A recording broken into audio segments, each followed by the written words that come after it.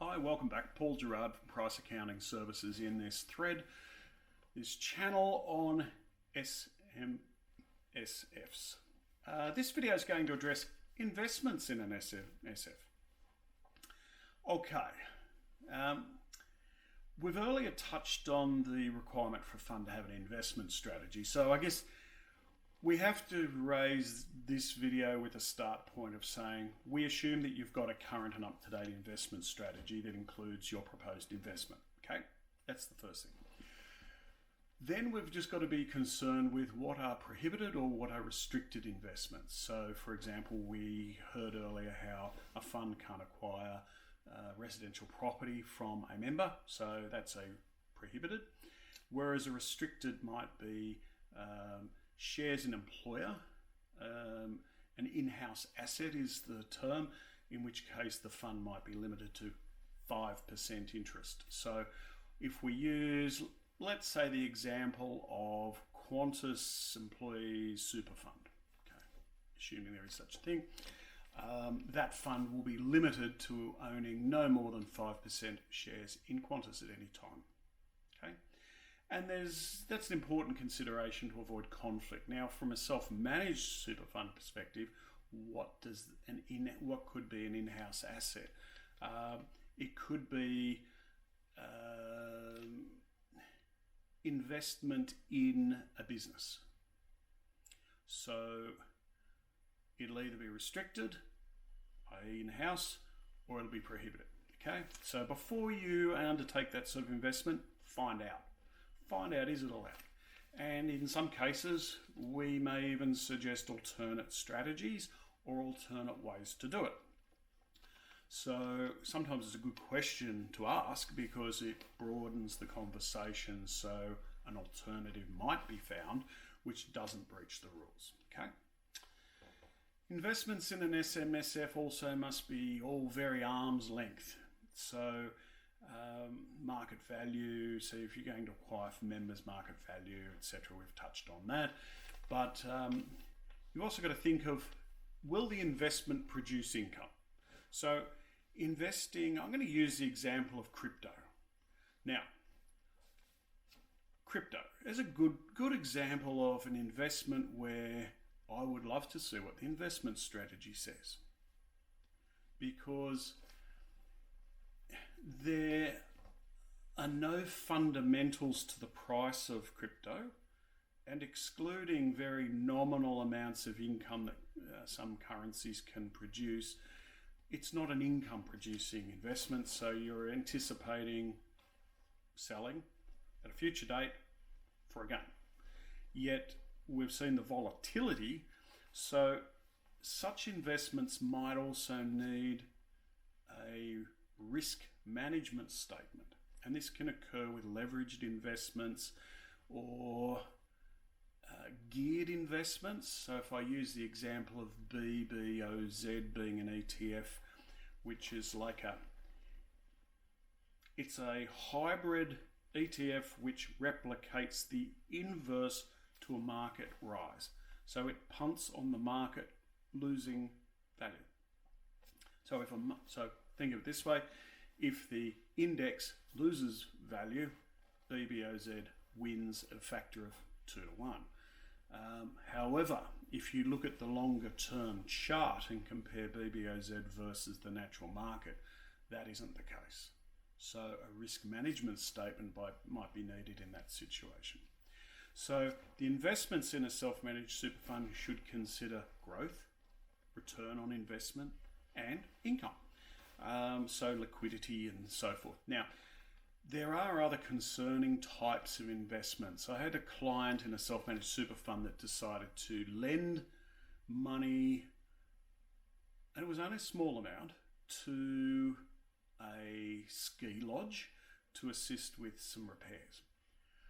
And because the particular member was also a member of the club, that gave rise to concerns. It could be non-arm's length, but they're very independent.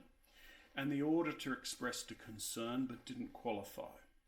Said that he didn't feel that the investment strategy adequately addressed the risk of the return of the capital, because it was unsecured. And as it was repaid within 2 years, no problem. Okay, so that might be okay. But then there could be other circumstances where an investment in an SMSF is a concern. For example, another fund invested in a unit trust, all independent and arm's length, that was conducting some property development. It was a reputable, so-called reputable builder. No matter how many times the client sought or was promised return of funds, nothing eventuated. So the investment literally was written off. The auditor reported it, saying that he thought that the choice of investment being unsecured was a risk, and that the trustee hadn't considered the loss. The ATO later followed it up and cleared it and said, look, we accept that it was all arm's length, and on that basis we're not going to progress any further, but still the member lost that money. So investments in SMSF, if it sounds crazy, if it sounds difficult, or it sounds unusual, sometimes it doesn't hurt to at least seek some advice. Another client, SMSF, acquired bullion. Now, no problem with acquiring gold bullion. The problem was, where is it? So in his case, he took physical possession of the bullion. It sits in a safe in his home. So he says, I can show you a photo of it. I said, yeah, but how do I know that that is the SMSF bullion? And he said, oh, it's got numbers on it. I said, yeah, but that doesn't mean that it's that particular one. You could have falsified, like there's no particular basis to support that the bullion exists at a point in time. He could walk out tomorrow and hock it at the pub. So the auditor wasn't particularly concerned because of the low value, but did raise that it posed a problem to verify existence. This same thing happens with crypto. You can't verify existence of some crypto assets because they exist in the blockchain, maybe in a wallet, but to get access to the wallet, you've got to know the passcode, and you're not sharing that with the auditor. So all they get is a screenshot. Well, as we all know from experience, it's not that hard to falsify a document, so the auditor tends not to believe it. So they're the things that are going to follow from investments, just different issues. That's where your advice and guidance from good advisors helps, because we can sometimes limit or put in place the right recommendations. For example, with the gold bullion, it can always be held in a custodian facility with the mint. And then they actually even offer online certification for auditors. So without the risks of physical possession and loss in a robbery at home, and so forth. Okay, so investments in an SMSF. Then we get into the area of unusual investments. Now, we sometimes see people want to buy collectible items. What do I mean by that? So let's say a rare car or artwork. Now, there are certain assets which the ATO has enhanced their view of the rules surrounding ownership. So you can't buy a piece of artwork and hang it in your house. Not allowed. Without meeting all the requirements, including being insured, not on display. So it limits the use of art and so forth as self-managed super fund assets, but there are custodian arrangements you can make with some galleries where that might be met. You still got to insure it and have it appraised from time to time and so forth. So always think about where it is. Now, let's say a collectible car.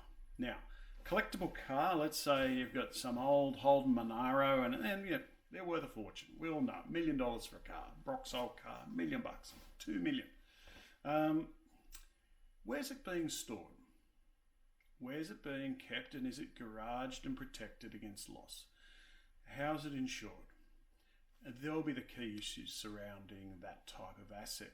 So taking it out for a run won't comply. You can't use the asset. Putting it on show won't comply. It's not yours to show, it's a fund investment. So little things to consider there. So I hope that's helped guide some of the issues surrounding investments. And like always, if you've got any questions, always ask your advisor. And otherwise, we look forward to enjoying one of our other videos, and we'll see you then. Cheers. Bye.